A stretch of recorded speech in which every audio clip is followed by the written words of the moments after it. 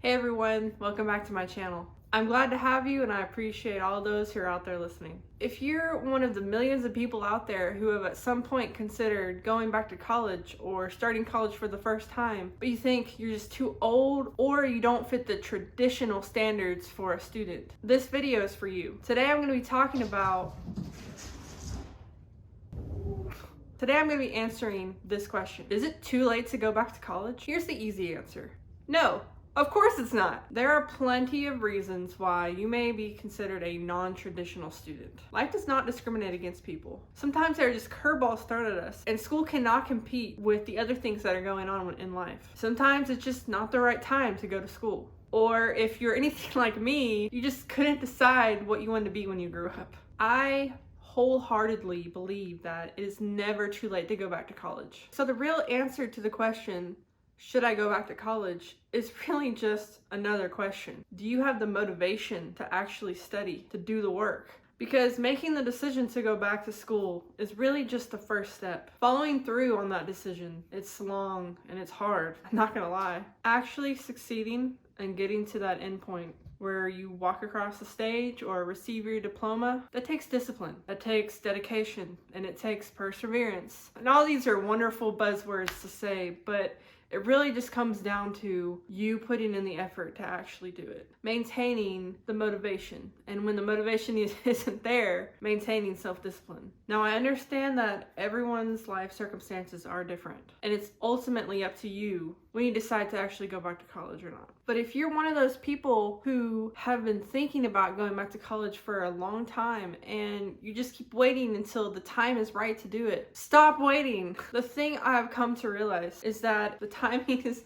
never right. Conditions will never be perfect. And it's so easy to fall into this pattern of seeking out perfection when the reality is nothing in life is perfect. It's messy. If you've been struggling to make the decision on whether or not to go back to college, and you've been thinking about it for a really long time, consider this your sign from the universe. Send in your application. Make an appointment with your academic advisor at your school. Academic advisors are so valuable. They'll help you plan a path of the classes that you need to take. And I want to also encourage those who have an uncompleted degree that want to complete their degree to also go back. And it doesn't even necessarily have to be the same degree you originally sought out. Like in my case, I started off as a business major. Then I took accounting, and then I realized I hated it. So I took a small break and I came back, and it turned out some of my classes were applicable to the new engineering route that I was going to take. I also want to encourage those who want to make a career change. Now, going back to college doesn't necessarily mean getting a whole new degree. It could just be you need another certification, you need to take a new class to learn a new skill, and it may not even mean actual college. And there's so many online courses and classes that you can take just to learn a new skill. Places like Coursera, Udemy, Skillshare, and honestly, even free stuff on YouTube. You can learn so much just on YouTube. Learning things like web design, filmmaking, coding, film editing, general business administration. There are tons of classes that you can take on this stuff. And the best part about it is that, generally speaking, they're cheap. A lot cheaper than going all the way back to college. Just learning a new skill and being able to show a future employer that this skill benefits them in some way can go a long way in making a career change. Okay, now I want to talk about why higher education is so important.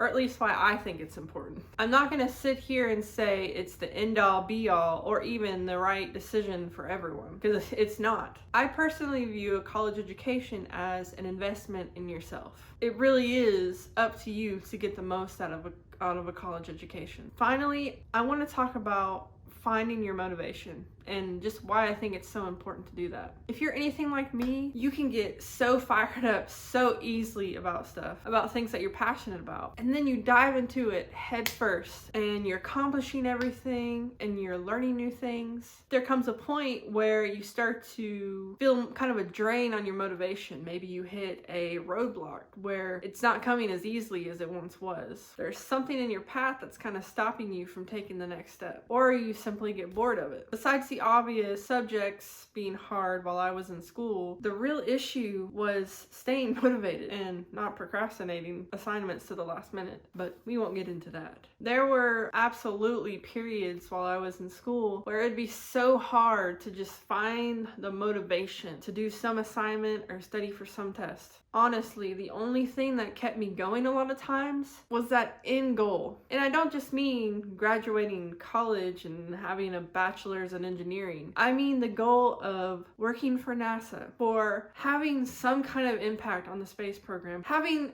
the chance to put my hand on something physically that will one day go to space. That is what kept me going through the worst parts of my college experience. So in deciding to go back to school, I strongly recommend you identify your own why, your ultimate why. And there's actually an exercise in which you can do this. And it's really quite simple. All you have to do is get out a piece of paper or sit down and start typing. First, you identify your goal, and then you ask yourself why. Why do I want to accomplish this? And then you write out your answer or type your answer. And then you ask yourself again, why? Why is that the reason? And then you keep on going through that same process until you have reached your ultimate why. Your ultimate why being the actual fundamental reason why you want to accomplish this goal. Now, having this ultimate why is a great tool to have in your pocket, but even then, sometimes it can be really challenging to keep up the hard work. So that is why I suggest having another tool, and that is something that another fellow YouTuber I saw named Stressless dubbed the dark why.